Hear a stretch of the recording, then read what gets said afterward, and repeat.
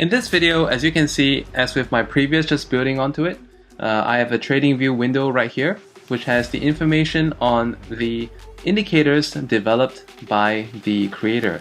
So in this case, we're using pip_izzr, and I'm going to be clicking on the scripts tab, and these are his scripts, or so-called binary options scripts. So we'll be focusing on the binary blast 3.1 today, and this one says expiry 1 candle. Let's click on it for information. Expiry 1 candle after the signal candlestick closes. Maximum consecutive losses found 4. If someone wants to use as a Martingale these backtests in the system. But he already has backtested it, and he says do not put or call on the current candlestick as it repaints for only current candle. When the candlestick closes with a signal, then you can put or call. Okay, so that's exactly what we're going to be doing, and we have this already applied to a chart. Now we changed it to CAD/JPY because I noticed that over here CAD/JPY has a better payout, so it only makes sense to do it in that way. I am not going to bother to set up the indicators on this screen because we're only using this one to take the trades. I want to clarify that the minimum trade size is 1, so as with my previous video, if you want to be using some kind of Martingale strategy, you want to be depositing like $100 in your account, so with 50% bonus you're up to 150, but it's not bad. So I have eventually reverted to binary blast v3 because I find that there are more entries than v3.1. And if you're wondering why there is a odd balance on this new account, because the earlier recording had some issues, and as a result the recording file was gone, so I had to redo this all over again. But nonetheless, I hope you guys find this valuable. And just to set some groundworks, in this test, I will be starting with very small trade sizes, even though this is a demo, and even though the demo account has 10,000. Why? Because many people in reality will not be starting with too large amounts. But let's say if you're going to be starting with 10k or 5k, then yes, it makes sense to start with say $50 or $100. But in this case, for this purposes, because a lot of people won't be starting with that much, so we will just be starting with $1 trades and working the way up. I'll be doing this in a very structured manner, and I hope you guys will benefit from that. And you'll notice that this is a very disciplined way of trading where the indicator does all the thinking for you. Okay, at the end of this candle, if it still shows as a put over here, we will enter for a put trade. Okay, the indicator has disappeared, and now on the new candle, yes, it has reappeared again as a put. So if it finishes this minute as a put, we will then do this on a put trade at the beginning of the next candle. Because this is breaking out to the top side, this could be setting a new upper resistance level.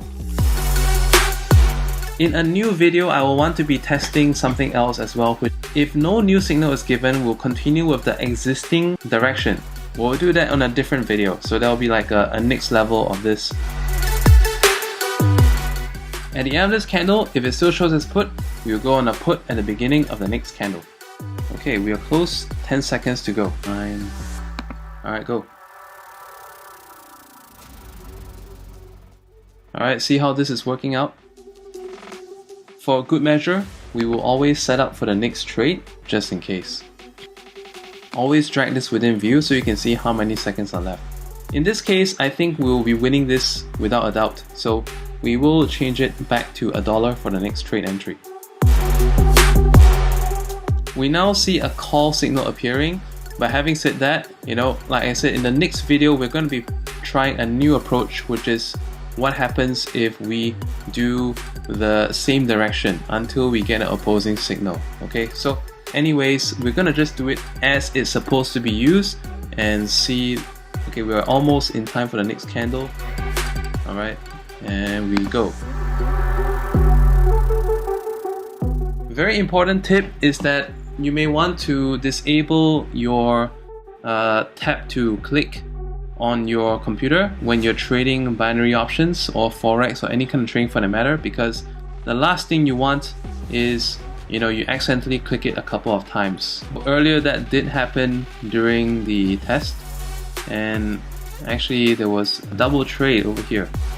So nonetheless, this one is now a put. We will set up for a double up for the next trade and go in if this one finishes off at that direction. So we'll go in now here.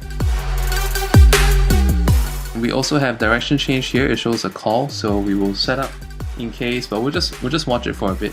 Right now it looks quite comfortable margin. Don't you think it's awesome that we can rely on this for charts and this one just to take the trade, so that way we don't get stressed out by the fact that the screen is glitching.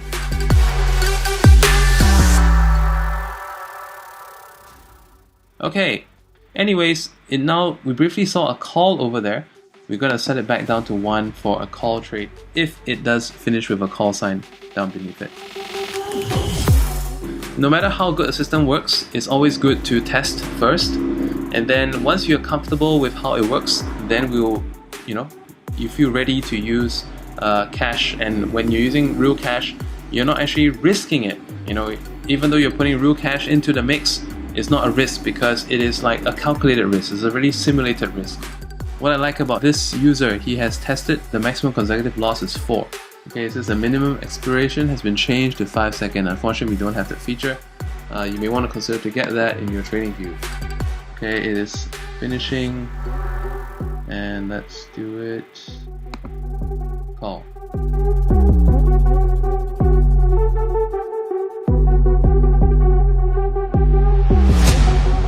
This way of trading is very similar to what I taught in the past in some of my Martingale programs, Martingale Mastered among a few others.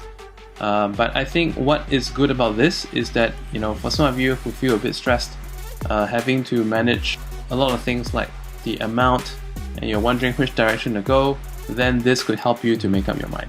Okay, now we're going to set up for the next trade because it's now turned into a put signal, and we're going to keep the expiration within view and see what we need to do at the end of this trade. Alright, we go for a put trade.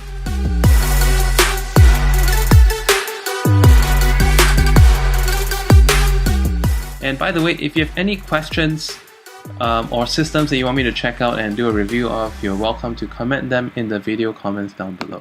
Meantime, I'm going to set up for the next trade and get ready because the signal is now changed to a call. Getting ready for that. Now we take a call trade at the beginning of the candle. I'm going to shrink this down and hopefully that will help the glitching. I'm not going to bother to set up any indicators here because I already have it here.